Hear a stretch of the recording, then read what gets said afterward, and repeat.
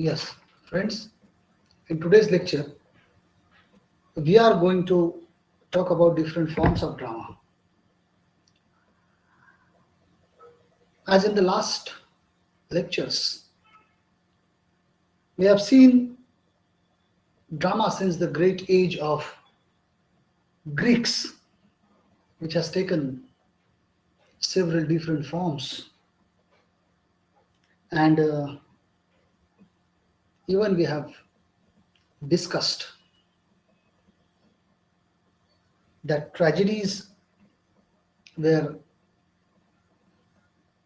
mostly appreciated by Greeks and Greeks audiences, and comedies were liked by Romans. And in the latter age, a blend of comic and tragic produced what you call a hybrid form that is called as tragic comedy. In our time, unless a play is molded on Greek or Shakespearean tragedy, or as in Eugene O'Neill's Desire Under the Elms, it is usually considered as tragicomic rather than tragic, because our age still enjoys the kind of comedy that people laugh at. Although most plays that are strictly comedy are footy, are frothy, temporarily entertaining, and they are not lasting for a long time. This is what usually happens with tragedy. This is what tragedy means by, and this is how we look at tragedy always. Now, let us see how this idea or how these forms, those are major forms of drama, how these forms deal with various things. To whom you should call tragedy? As we have seen, the hero suffers or the hero dies, that we call it as tragedy.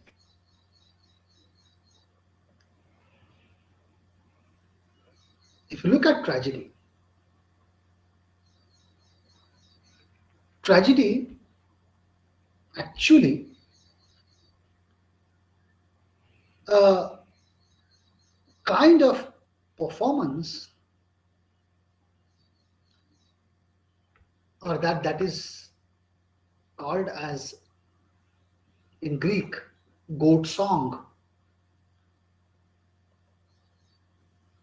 and the troops used to carry the goat having a garland. A garlanded goat is carried to the god Dionysus, and the winner of the drama competition get that goat as a gift, as a prize. This was the basic idea of tragedy. But if you look at tragedy and if you read tragedy, you will find that tragedy demands a specific worldview. Tragedy is not restricted to one particular language, one particular country, one particular location. No. Tragedy requires worldview. Why it requires worldview? The reason is tragedy always finds out, tragedy always discusses those things which are very common to human instinct, human basic instinct.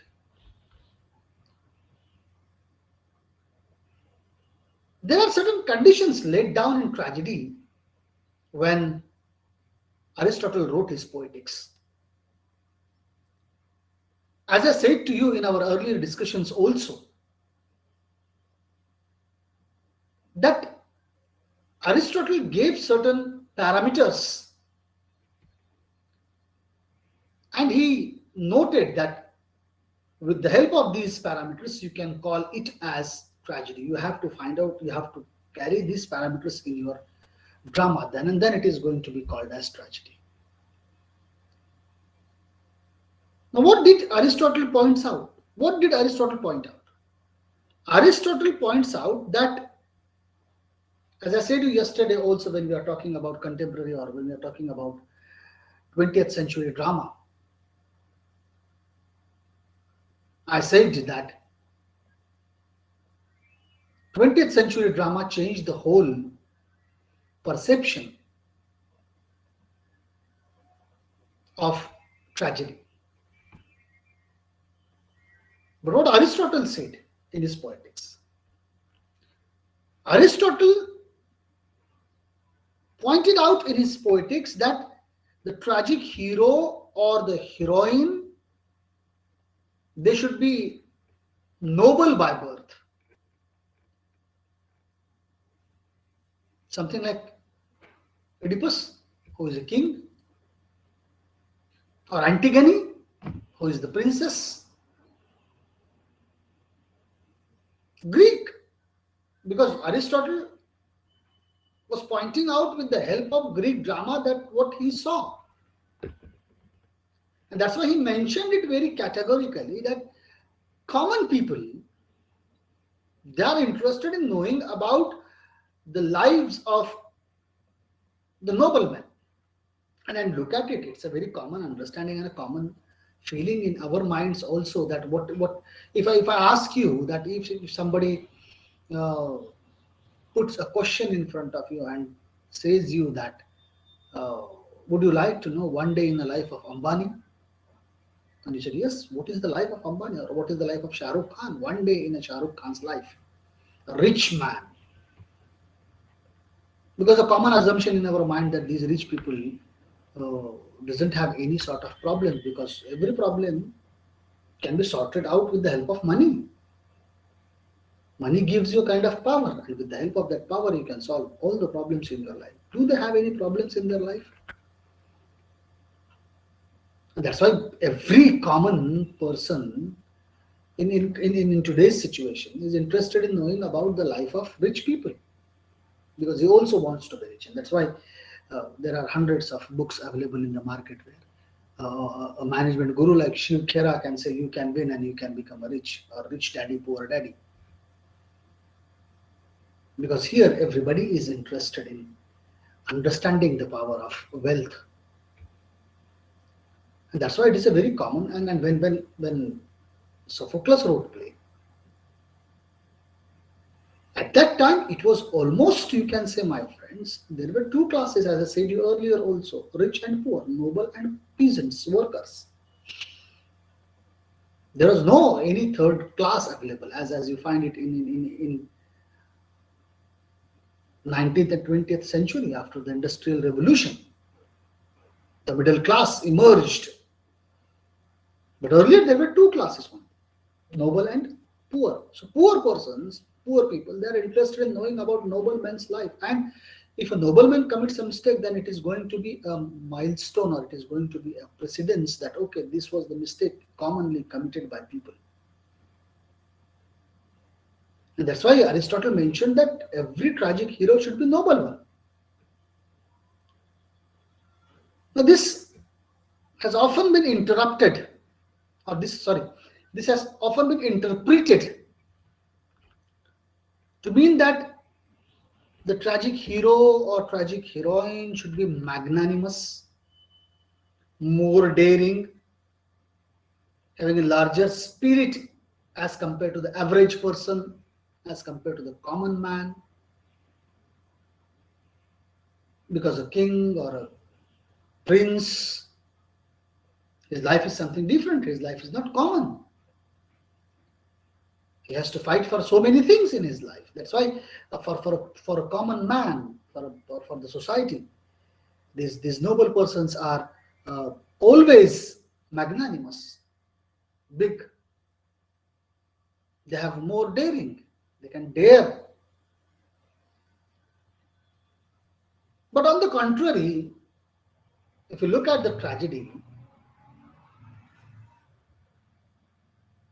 modern tragedies have rediscovered this tragic principle. And while Eugene O'Neill and Arthur Miller rely on Aristotle's percepts, that they have shown that in a modern society, shorn of distinctions between noble and peasant, it is possible to see these kinds of conflict or these kinds of magnanimity, daring in any class. You cannot say there is no daring and magnanimity in only rich class or noble class. No, in modern times, magnanimity, daring can be in any.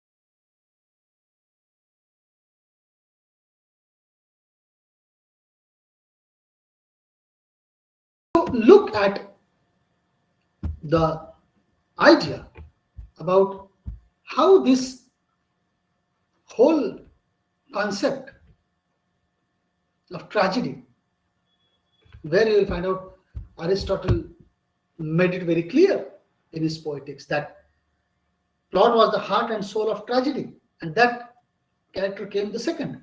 Because if there is no plot, then there is no use of characters. So characters are second in number. When we talk about elements of drama, in that we'll talk about in detail about plot and character and all those things. But if you look at the classical tragedies, the name of the tragic hero or heroine will be the title of that particular play. Whether it is Oedipus, Antigone, Agamemnon, or Bache, or even why to go with Greek? You can go with Elizabethan also, Hamlet, Macbeth, Othello, King Lear. All these names, if you look at it very carefully, all these names are nothing but the names of the heroes, or Antigone is the heroine. This titling signifies the importance that dramatists invested in their tragic characters.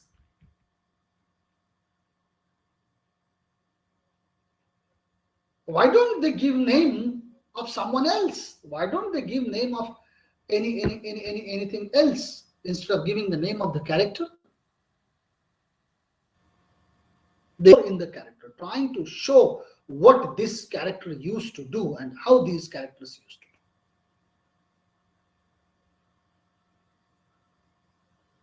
do. They also heeded Aristotle's stipulation that tragic action should have one plot rather than double or triple plots that often characterizes in comedies.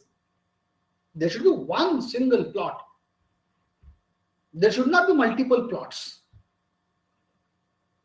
And that's why if you read Oedipus, the students who can able to read Marathi, Pula Deshpande translated it, I think Pula Deshpande or Kusumakar Jam, I'm forgetting the name, Viva Shirvadkar or Pula. They translated Oedipus as Raja Oedipus. It is available in Marathi also. Oedipus is translated in most of the languages across the world.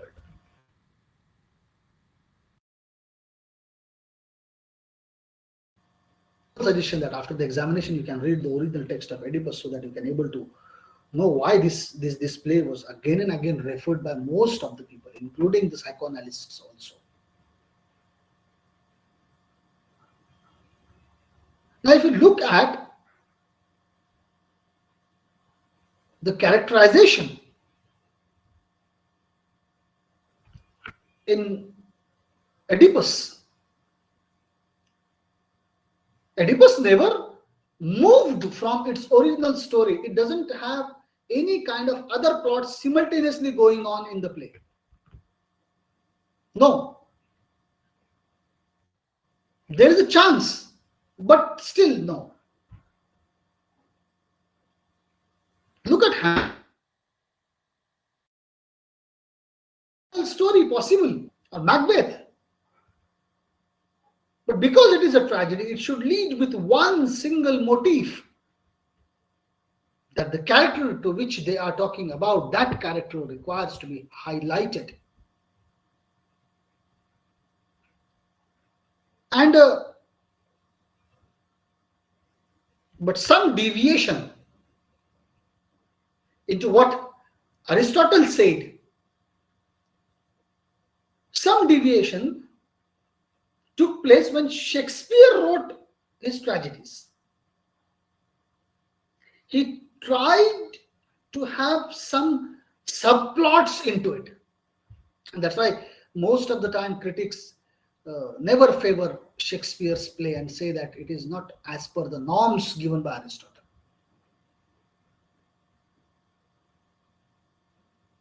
But if you look at the older tragedies or classical tragedies in Greek or Roman, especially Greek, because if you look at Greek tragedy, you will come to know about the fact. I'll give you a minute.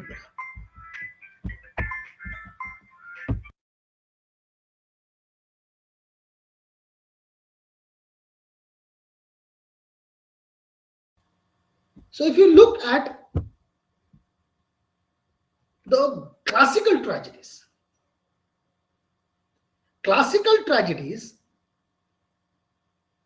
paid attention to another concept called peripeteia. Peripeteia. This is called as peripeteia.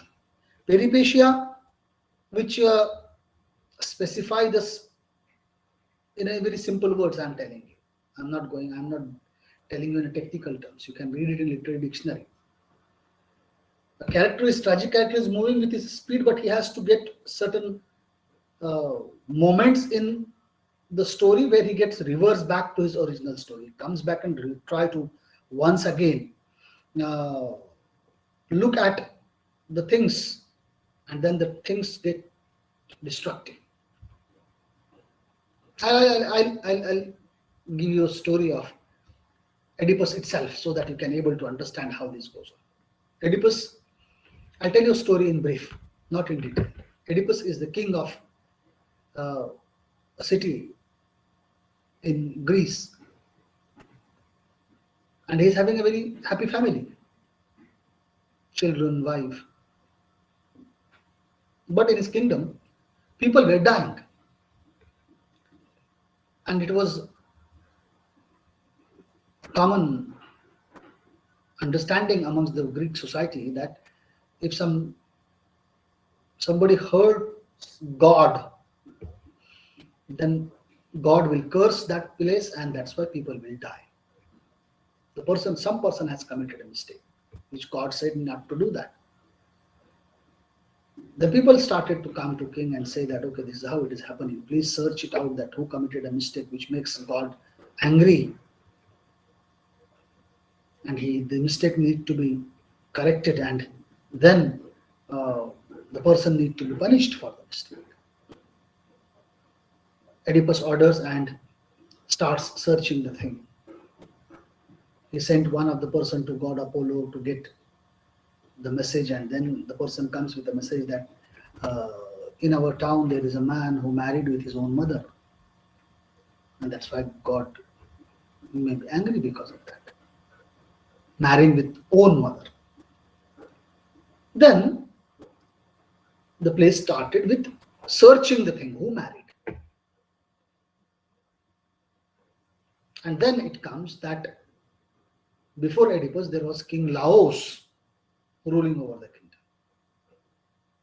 And there was, when it's a very common thing in films and in plays, you have seen that when someone born at king's house, then immediately a fortune teller will come and he should make his uh, graph and used to say that this is how his fortune is, and which we call in our common language kundali. And fortune teller comes and he prophesies that Laos, your son, which is born right now, he will kill you. So Laos thought that why to make this child, why to keep this child alive? So he asked one of his soldiers to kill this child. So the soldier took that child and moved into the forest, entered into the forest, and because he, he looked at the child, he felt that this child is innocent, it's not his mistake. So why should I commit a sin by killing a innocent child?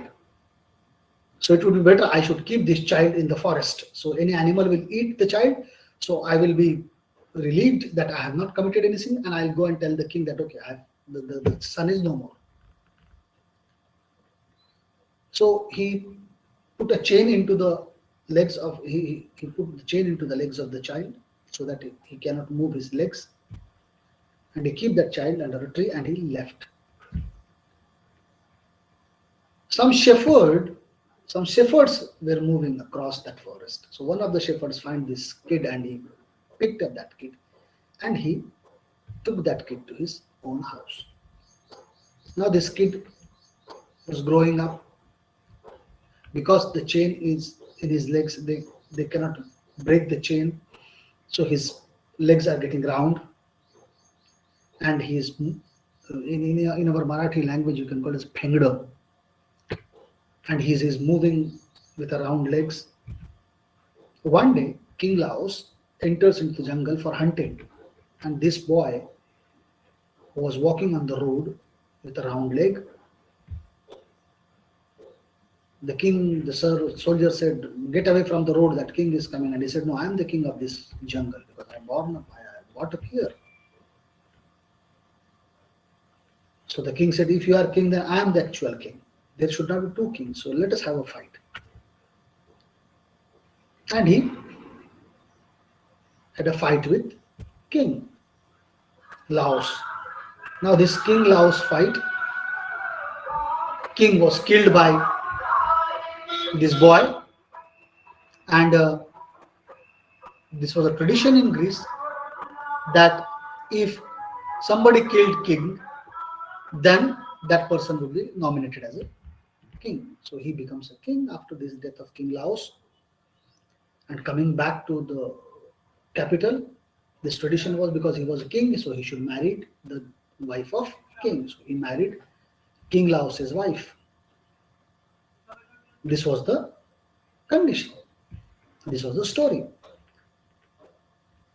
Now all this story not revealed directly to us. Oedipus think that whether he had committed this mistake. So he asked soldiers, "Go and see my parents. They are shepherds living in the jungle." So the king moved there. They said, "Your parents are there." Then the soldier comes back and everybody's tried to search that who was that person who committed such a mistake. So one of the prophecy teller who used to tell the prophecy, he remembered that he told prophecy to the king.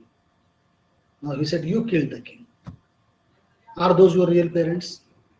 So he immediately think that, okay, I'll have to search it. And then they asked the shepherd. The shepherd said, no, I found him in the jungle.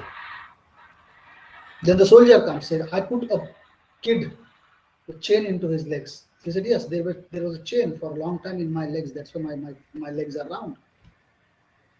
Then it was revealed that Oedipus was the person who married with his mother and committed a mistake. Then he take a punishment for that, and he takes his eyes and suffers for his whole life. This was a story in brief of Oedipus. Now, what is Peripatia and Oedipus then? Oedipus is coming to know, reversal, coming to know about his past. This was Peripatia. And this Peripatia, because Oedipus wants to know what exactly happened. If he did not order, nothing will take place. But he ordered that. That means what they want to get.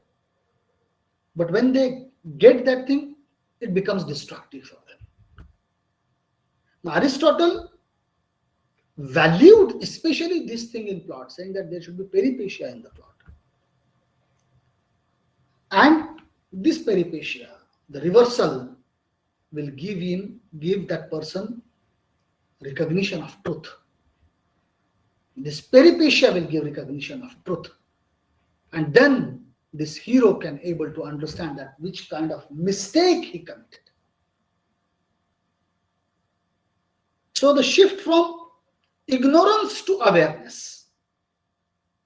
It was ignorance. Oedipus was ignorant man. He didn't know that he was the person who married with his own mother, having 3 kids out of her.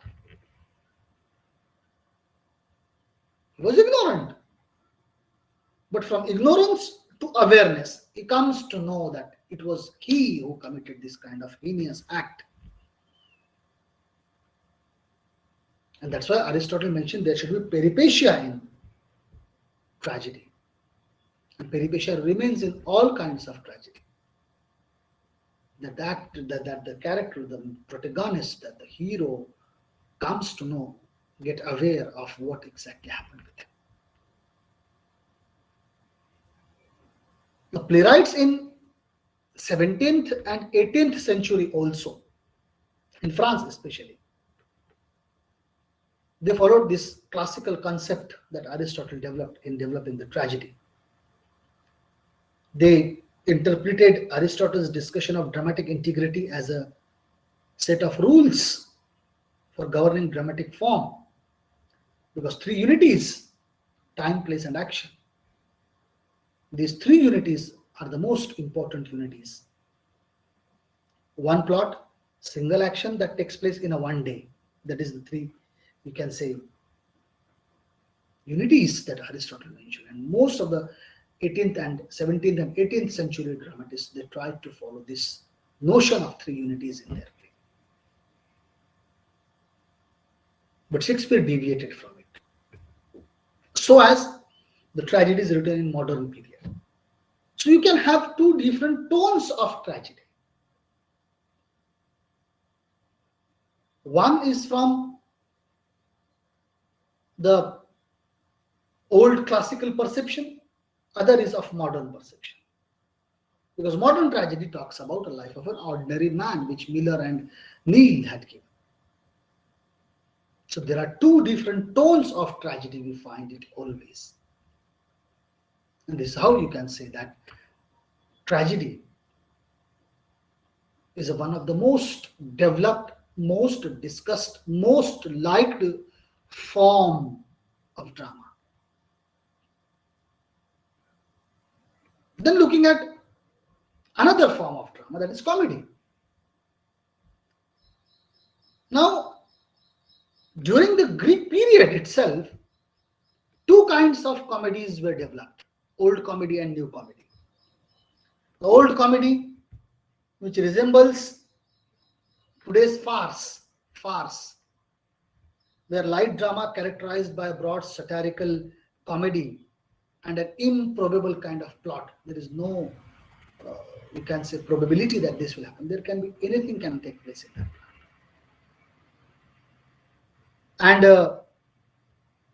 this old kind of comedy during the Greek period often pokes fun at individuals with social and political power. It's a kind of commentary. And the new comedy,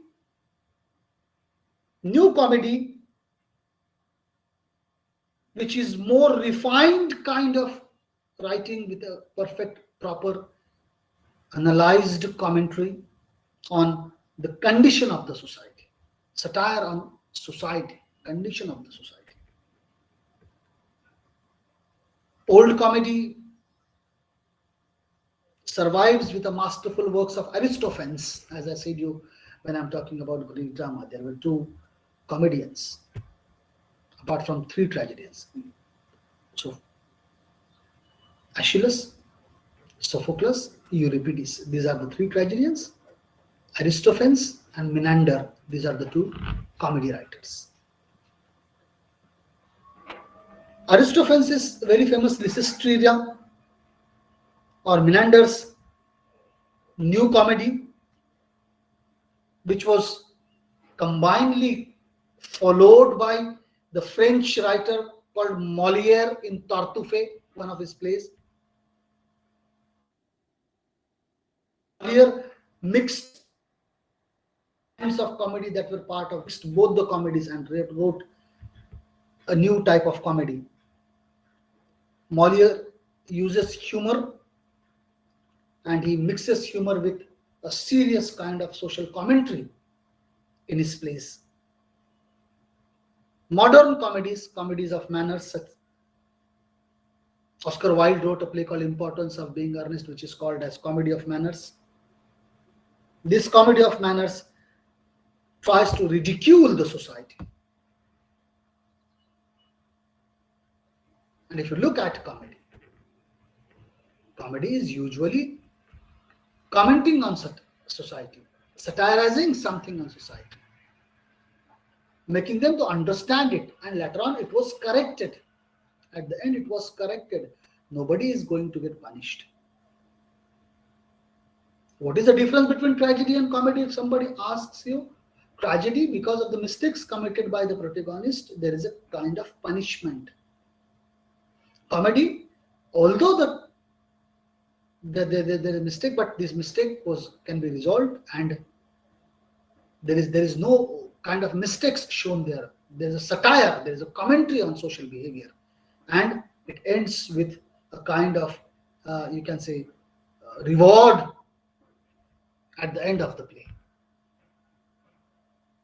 But if you look at comedy, as I said you earlier also, that usually when you use the word called comedy, we always feel that comedy means to laugh. No. Comedy doesn't mean to laugh. Comedy is not always funny. Comedy makes you to realize certain facts of the society in a lighter tone, not in a very serious mode. Now, The Cherry Orchard, written by Anton Chekhov. Anton Chekhov always used to feel that Cherry Orchard was a comedy. Whereas his producers, his very famous director, Konstantin Stanislavski, if you ask any student from drama department, they always used to take the name of Stanislavski. Was one of the great director, and he followed a method of school, acting school. Stanislavski method of acting. So Stanislavski interpreted Chekhov's line and thought that it was a tragedy. Look at this play, very interesting thing. For writer himself, it is a comedy. But for director, but for the characters, but for the audience, it seems to be tragedy. Because what is the ultimate effect that audience carry after looking at that particular play is most important.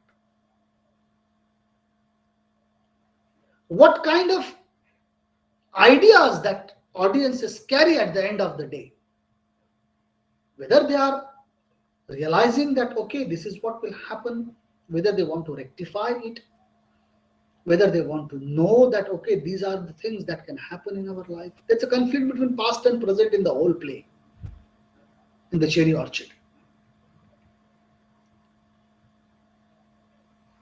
I said it is for him it is a comedy for playwright, because he said that at the end everybody accepts the new change in the society.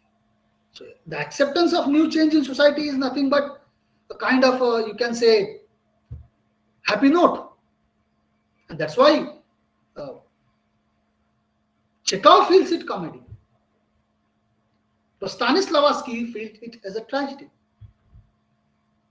because when the new change was taking place, the old values are dying, and that's why he feels that it was a tragedy. Again, a question remains that if something remains on the question of laughter,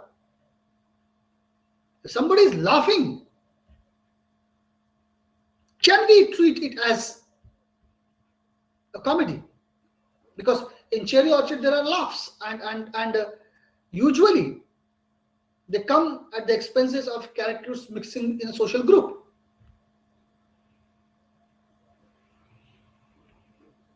In our day-to-day life also, if you look at it, my friends, because we need to understand the notion of comedy very clearly, because most of the time as a students of drama we commit this kind of mistake, and we never able to recognize, we never able to realize that this is how the things are taking place, this is how the things are going on. We are unable to point it out, and that's why it is very much essential to recognize, to realize the fact that although there are little bit laughters or laughs or comic situations, what is the, even if we be in our routine life, if you mix in a social group, we are never keep our face a crying face in the social groups. Although there are so many sad moments in our life, we try to show our society that okay, I'm happy. We never create such type of sadness in front of other people. But the ultimate effect, this you will also find in Waiting for Godot. Waiting for Godot is what exactly it is. The two persons waiting for Godot to come, and Godot never comes. Till the last, they are waiting that Godot will arrive, Godot will arrive, Godot will arrive, and Godot never arrives in the play till the two acts come to an end. But they are making comments on the society, making you to realize. But those comments, when they are making those comments, are making you to laugh at certain moment, but they make you to realize that this is the fact of life. In simple words, if you see Charlie Chaplin's movie make you to laugh, but later on they make you to realize that this is what the condition of ours also. And that's why we say that at the end it is very serious thing that it wants to say, but they are saying in the way of lighter tone. So sometimes a blur line between comedy and tragedy usually takes place, whether to put it in tragedy or whether to put it in comedy. There is a little bit of thin line, and a drama has to have a tight rope walk on it.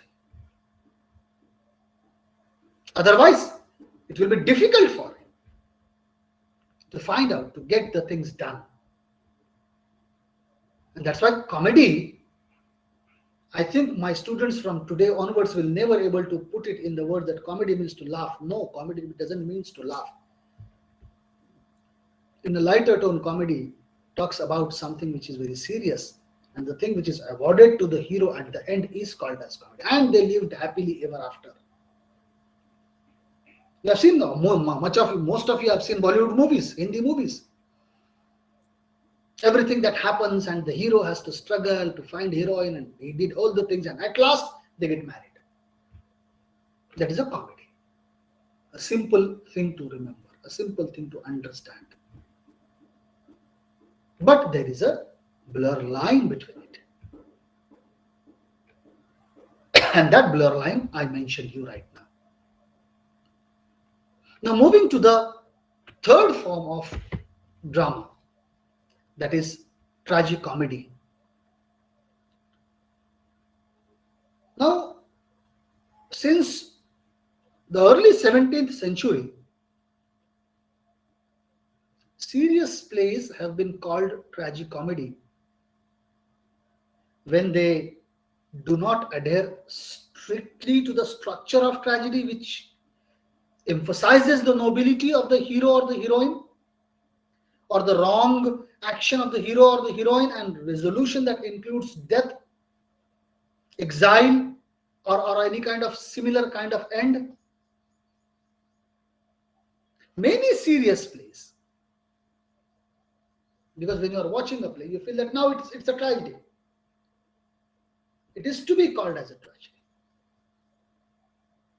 But when it moves further and reaches to a particular point, let me put it to you in such a way that it will be easy for you to understand this. That there is one very interesting chart of given by a very famous theorist, and that chart he pointed out that there is a kind of graph that you find it about in tragedy, and he gives a graph and the graph, I'm forgetting the name of the person, I'll tell you.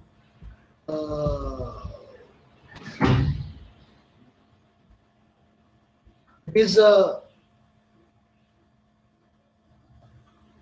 tell you, I'm forgetting that, I'm not remembering it right now.